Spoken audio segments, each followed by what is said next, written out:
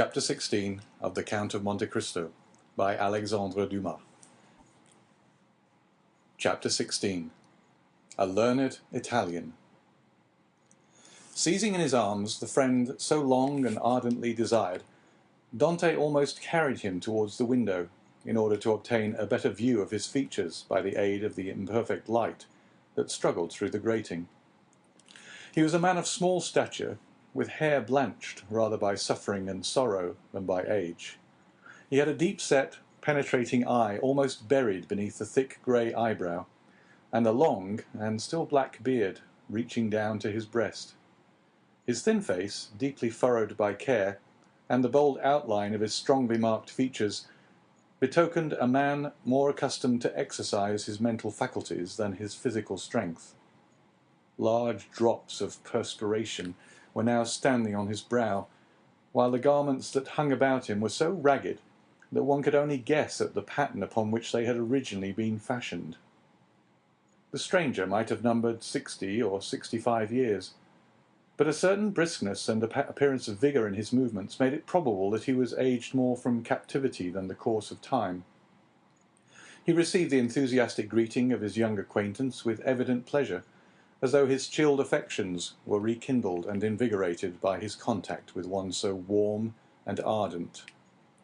He thanked him with grateful cordiality for his kindly welcome, although he must at that moment have been suffering bitterly to find another dungeon, where he had fondly reckoned on discovering a means of regaining his liberty.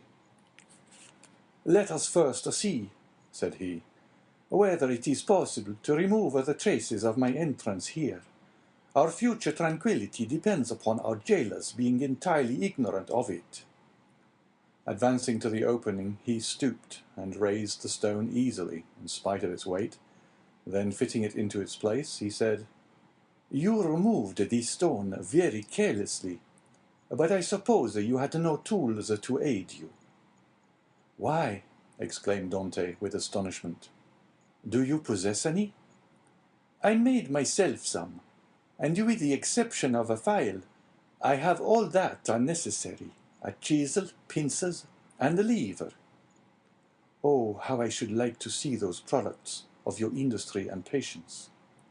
"Well, in the first place, here is my chisel." So saying, he displayed a sharp, strong blade, with a handle made of beechwood. "And with what did you contrive to make that?" inquired Dante. "With one of the clamps of my bedstead, and this very tool has sufficed me to hollow out the road by which I came hither, a distance of about 50 feet. 50 feet, responded Dante, almost terrified. "Do not speak so loud, young man. Don't speak so loud. It frequently occurs in a state prison like this, that persons are stationed outside of the doors of the cells, purposely to overhear the conversation of the prisoners." "But they believe I am shut up alone here." "That makes no difference."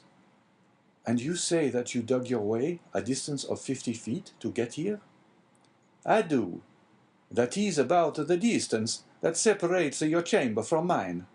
Only, unfortunately, I did not curve right, for want of the necessary geometrical instruments to calculate my scale of proportion.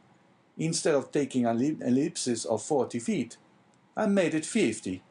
I expected, as I told you, to reach the outer wall, pierce through it, and throw myself into the sea. I have, however, kept along the corridor in which your chamber opens, instead of going beneath it. My labor is all in vain, for I find that the corridor looks into a courtyard filled with soldiers." "That's true," said Dante, "but the corridor you speak of only bounds one side of my cell. There are 3 others. Do you know anything of their situation?" "This one is built against the solid rock, and it would take 10 experienced miners, duly furnished with the requisite tools, as many years to perforate it. This adjoins the lower part of the governor's apartments, and were we to work our way through, we should only get into some lock-up cellars, where we must necessarily be captured. The 4th and last side of your cell faces on, stop a minute, Now where does it face?" The wall of which he spoke was the one in which was fixed the loophole by which light was admitted to the chamber. This loophole, which gradually diminished in size as it approached the outside to an opening through which a child could not have passed, was, for better security, furnished with 3 iron bars, so as to quiet all apprehensions, even in the mind of the most suspicious jailer, as to the possibility of a prisoner's escape. As the stranger asked the question, he dragged a table beneath the window. "Climb up," said he to Dante. The young man obeyed, mounted on the table, and, divining the wishes of his companion, placed his back securely against the wall and held out both hands. The stranger, whom as yet Dante knew only by the number of his cell, sprang up with an agility by no means to be expected in a person of his years, and, light and steady on his feet as a cat or a lizard, climbed from the table to the outstretched hands of Dante, and from them to his shoulders.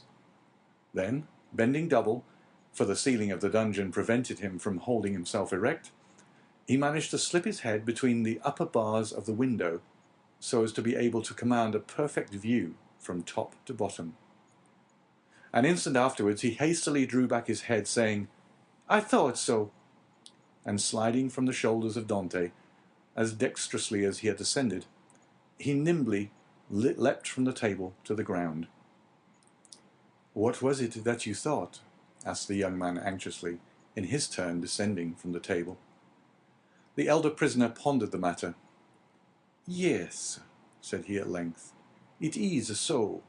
This side of your chamber looks out upon a kind of open gallery, where patrols are continually passing, and sentries keep watch day and night." "Are you quite sure of that?" "Certain. I saw the soldier's shape, and the top of his musket. That made me draw my head so quickly, for I was fearful he might also see me." "Well?" inquired Dante.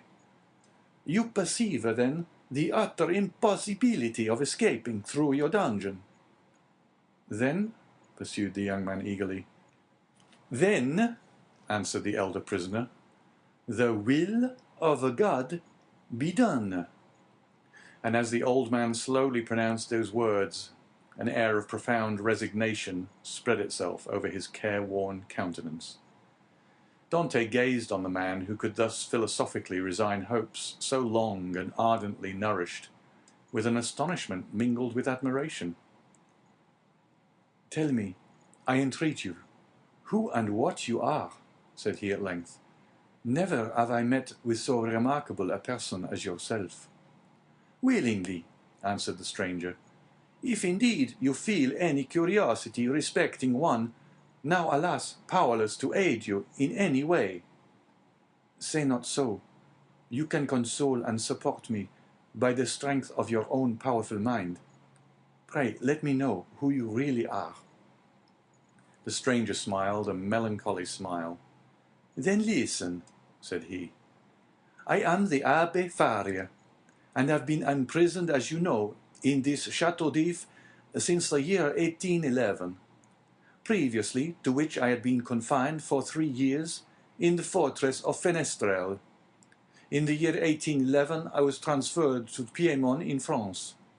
It was at this period I learned that the destiny which seemed subservient to every wish formed by Napoleon had bestowed on him a son, named King of Rome even in his cradle. I was very far then from expecting the change you have just informed me of, namely that 4 years afterwards this colossus of power would be overthrown. Then who reigns in France at this moment? Napoleon II? No, Louis XVIII. The brother of Louis XVII? How inscrutable are the ways of Providence! For what great and mysterious purpose has it pleased Heaven to abase the man once so elevated, and raise up him who was so abased?" Dante's whole attention was riveted on a man who could thus forget his own misfortunes while occupying himself with the destinies of others. "Yes, yes," continued he, "'twill be the same as it was in England. After Charles I, Cromwell. After Cromwell, Charles II, and then James II, and then some son-in-law or relation, some Prince of Orange, a stadtholder who becomes a king. Then new concessions to the people, then a constitution, then liberty. Ah, my friend, said the abbé, turning towards Dante and surveying him with the kindling gaze of a prophet, you are young. You will see all this come to pass. Probably, if ever I get out of prison. True, replied Faria. We are prisoners, but I forget this sometimes, and there are even moments when my mental vision transports me beyond these walls, and I fancy myself at liberty. But wherefore are you here? Because in 1807 I dreamed of the very plan Napoleon tried to realize in 1811. Because, like Machiavelli, I desired to alter the political face of Italy, and instead of allowing it to be split up into a quantity of petty principalities, each held by some weak or tyrannical ruler, I sought to form one large, compact, and powerful empire. And lastly, because I fancied I had found my Caesar Borgia in a crowned simpleton, who feigned to enter into my views only to betray me. It was the plan of Alexander VI and Clement VII. But it will never succeed now, for they attempted it fruitlessly, and Napoleon was unable to complete his work. Italy seems fated to misfortune. And the old man bowed his head. Dante could not understand a man risking his life for such matters. Napoleon certainly he knew something of, inasmuch as he had seen and spoken with him, but of Clement VII and Alexander VI he knew nothing. Are you not, he asked, the priest who here in Château d'If is generally thought to be ill? Mad, you mean, don't you? I did not like to say so, answered Dante, smiling. Well then, resumed Faria with a bitter smile, let me answer your question in full, by acknowledging that I am the poor mad prisoner of the Château d'If, for many years permitted to amuse the different visitors with what is said to be my insanity, and in all probability I should be promoted to the honor of making sport for the children, if such innocent beings could be found in an abode devoted like this to suffering and despair. Dante remained for a short time mute and motionless. At length he said, Then you abandon all hope of escape? I perceive its utter impossibility, and I consider it impious to attempt that which the Almighty evidently does not approve.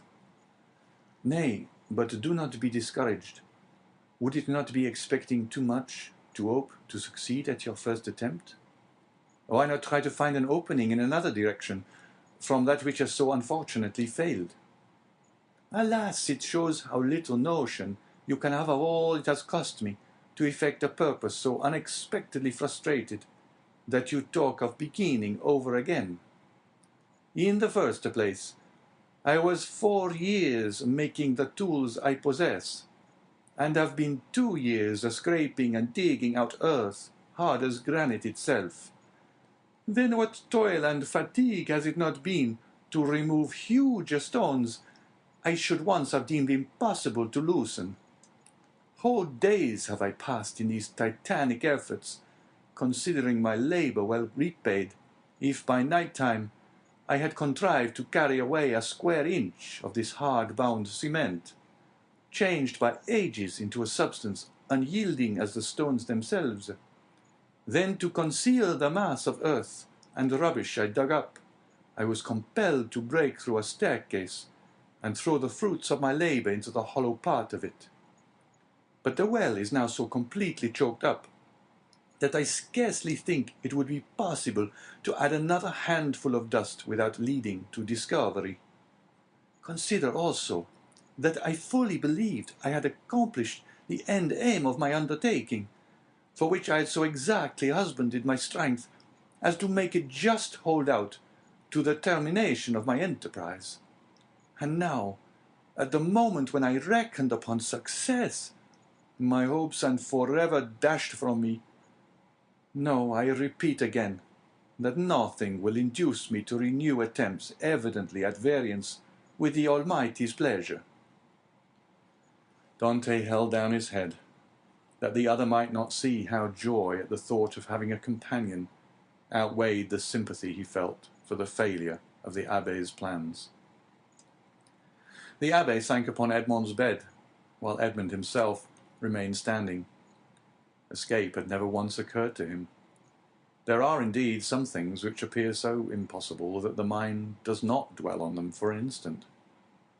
To undermine the ground for 50 feet, to devote 3 years to a labour which, if successful, would conduct you to a precipice overhanging the sea, to plunge into the waves from the height of 50, 60, perhaps 100 feet, at the risk of being dashed to pieces against the rocks, should you have been fortunate enough to have escaped the fire of the sentinels, and even supposing all these perils past, then to have to swim for your life a distance of at least 3 miles ere you could reach the shore, were difficulties so startling and formidable that Dante had never even dreamed of such a scheme, resigning himself rather to death. But the sight of an old man clinging to life with so desperate a courage gave a fresh turn to his ideas and inspired him with new courage. Another, older and less strong than he, had attempted what he had not had sufficient resolution to undertake, and had failed only because of an error in calculation. This same person, with almost incredible patience and perseverance, had contrived to provide himself with tools requisite for so unparalleled an attempt. Another had done all this. Why, then, was it impossible to Dante? Faria had dug his way through 50 feet. Dante would dig 100. Faria, at the age of 50, had devoted 3 years to the task. He, who was but half as old, would sacrifice 6. Faria, a priest and savant, had not shrunk from the idea of risking his life by trying to swim a distance of 3 miles to one of the islands, Dôme, Ratonneau, or Lumière. Should a hardy sailor, an experienced diver like himself, shrink from a similar task? Should he, who had so often, for mere amusement's sake, plunged to the bottom of the sea to fetch up the bright coral branch, hesitate to entertain the same project? He could do it in an hour. And how many times had he, for pure pastime, continued in the water for more than twice as long? At once, Dante resolved to follow the brave example of his energetic companion, and to remember that what has once been done may be done again. After continuing some time in profound meditation, the young man suddenly exclaimed, "I have found what you are in search of." Faria started. "Have you indeed?" cried he, raising his head with quick anxiety. "Pray, let me know what it is you have discovered." "The corridor through which you have bored your way from the cell you occupy here extends in the same direction as the outer gallery, does it not?" "It does." "And is not above 15 feet from it?" "About that." "Well then, I will tell you what we must do. We must pierce through the corridor by forming a side opening about the middle, as it were the top part of a cross. This time you will lay your plans more accurately. We shall get out into the gallery you have described, kill the sentinel who guards it, and make our escape. All we require to ensure success is courage, and that you possess, and strength which I am not deficient in. As for patience, you have abundantly proved yours. You shall now see me prove mine." "One instant, my dear friend," replied the abbé.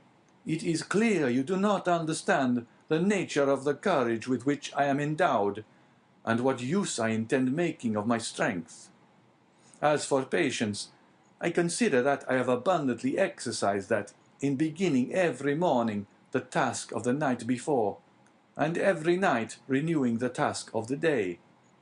But then, a young man, and I pray of you to give me your full attention, then I thought I could not be doing anything displeasing to the Almighty in trying to set an innocent being at liberty, one who had committed no offense, and merited not condemnation." "And have your notions changed?" asked Dante with much surprise. "Do you think yourself more guilty in making the attempt since you have encountered me?" "No, neither do I wish to incur guilt. Hitherto I have fancied myself merely waging war against circumstances, not men. I have thought it no sin to bore through a wall or destroy a staircase, but I cannot so easily persuade myself to pierce a heart or take away a life." A slight movement of surprise escaped Dante. "Is it possible," said he, "that where your liberty is at stake, you can allow any such scruple to deter you from obtaining it?" "Tell me," replied Faria, "what has hindered you from knocking down your jailer with a piece of wood torn from your bedstead, dressing yourself in his clothes, and endeavoring to escape?" "Simply the fact that the idea never occurred to me," answered Dante. "Because," said the old man, "the natural repugnance to the commission of such a crime prevented you from thinking of it. And so it ever is, because in simple and allowable things our natural instincts keep us from deviating from the strict line of duty. The tiger, whose nature teaches him to delight in shedding blood, needs but the sense of smell to show him when his prey is within his reach, and by following this instinct he is enabled to measure the leap necessary to permit him to spring on his victim. But man, on the contrary, loathes the idea of blood. It is not alone that the laws of social life inspire him with a shrinking dread of taking life. His natural construction and physiological formation—" Dante was confused and silent at this explanation of the thoughts which had unconsciously been working in his mind, or rather soul, for there are two distinct sorts of ideas, those that proceed from the head and those that emanate from the heart. "Since my imprisonment," said Faria, "I have thought over all the most celebrated cases of escape on record. They have rarely been successful. Those that have been crowned with full success have been long meditated upon and carefully arranged, such, for instance, as the escape of the Duc de Beaufort from the Chateau de Vincennes, that of the Abbé de Beaucois from Fort l'Evêque, of Latude from the Bastille. Then there are those for which chance sometimes affords opportunity, and those are the best of all. Let us therefore wait patiently for some favorable moment, and when it presents itself, profit by it." "Ah," said Dante, "you might well endure the tedious delay. You were constantly employed in the task you set yourself, and when weary with toil, you had your hopes to refresh and encourage you." "I assure you," replied the old man, "I did not turn to that source for recreation or support." "What did you do then?" "I wrote or studied." "Were you then permitted the use of pens, ink, and paper?" "Oh, no," answered the abbé. "I had none but what I made for myself." "You made paper, pens, and ink?" "Yes." Dante gazed with admiration, but he had some difficulty in believing. Faria saw this. "When you pay me a visit in my cell, my young friend," said he, "I will show you an entire work, the fruits of the thoughts and reflections of my whole life, many of them meditated over in the shades of the Colosseum at Rome, at the foot of St. Mark's Column at Venice, and on the borders of the Arno at Florence, little imagining at the time that they would be arranged in order within the walls of the Château d'If. The work I speak of is called A Treatise on the Possibility of a General Monarchy in Italy, and will make one large quarto volume." "And on what have you written all this?" "On 2 of my shirts. I invented a preparation that makes linen as smooth and as easy to write on as parchment." "You are then a chemist?" "Somewhat. I know Lavoisier, and was the intimate friend of Cabanilles." "But for such a work you must have needed books. Had you any?" I had nearly 5,000 volumes in my library at Rome, but after reading them over many times, I found out that with 150 well-chosen books, a man possesses, if not a complete summary of all human knowledge, at least all that a man need really know. I devoted 3 years of my life to reading and studying these 150 volumes, till I knew them nearly by heart, so that since I have been in prison, a very slight effort of memory has enabled me to recall their contents as readily as though the pages were open before me. I could recite you the whole of Thucydides, Xenophon, Plutarch, Titus, Livius, Tacitus, Strada, Jonandes, Dante, Montaigne, Shakespeare, Spinoza, Machiavelli, and Bossuet. I name only the most important. You are doubtless acquainted with a variety of languages, so as to have been able to read all these. Yes, I speak 5 of the modern tongues, that is to say, German, French, Italian, English, and Spanish. By the aid of ancient Greek, I learned modern Greek. I don't speak it so well as I could wish, but I am still trying to improve myself. Improve yourself, repeated Dante. Why, how can you manage to do so? Why, I made a vocabulary of the words I knew, turned, returned, and arranged them, so as to enable me to express my thoughts through their medium. I know nearly 1,000 words, which is all that is absolutely necessary, although I believe there are nearly 100,000 in the dictionaries. I cannot hope to be very fluent, but I certainly should have no difficulty in explaining my wants and wishes, and that would be quite as much as I should ever require. Stronger grew the wonder of Dante, who almost fancied it had to do with one gifted with supernatural powers. Still hoping to find some imperfection which might bring him down to a level with human beings, he added, "Then, if you were not furnished with pens, how did you manage to write the word you speak of?" "I made some excellent ones, which would be universally preferred to all others if once known. You are aware what huge whitings are served us on maigre days.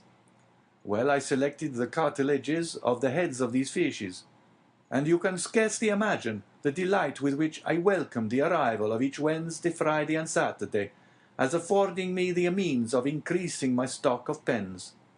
For I will freely confess that my historical labours have been my greatest solace and relief. While retracing the past, I forgot the present, and traversing at will the path of history, I cease to remember that I am myself a prisoner." "But the ink," said Dante. "Of what did you make your ink?" "There was formerly a fireplace in my dungeon," replied Faria, "but it was closed up long ere I became an occupant of this prison. Still, it must have been many years in use, for it was thickly covered with a coating of soot. This soot I dissolved in a portion of the wine brought to me every Sunday, and I assure you a better ink cannot be desired. For very important notes, for which closer attention is required, I pricked one of my fingers, and wrote with my own blood." "And when?" asked Dante. "May I see all this?" "Whenever you please," replied the abbé. "Oh, then let it me directly," exclaimed the young man. "Follow me, then," said the abbé, as he re-entered the subterranean passage, in which he soon disappeared, followed by Dante. End of chapter 16.